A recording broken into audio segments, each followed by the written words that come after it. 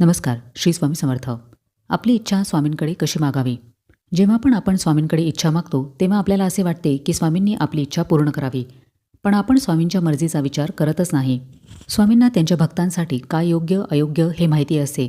त्यामुळे आपण क्षणिक सुखाच्या मोहामध्ये न पडता स्वामींच्या इच्छेमध्ये इच्छा मिळवून राहावे. कधीही स्वामींकडे इच्छा मागताना असे बोलावे की स्वामी, माझी ही इच्छा आहे. माझ्यासाठी काय चांगले काय वाईट हे आपल्याला माहिती आहे. मला जी गोष्ट हवी आहे त्यामध्ये तुमची मर्जी असावी. त्यामुळे आपल्याला जे माझ्यासाठी योग्य वाटते तेच करावे, अशी प्रार्थना स्वामींना करावी.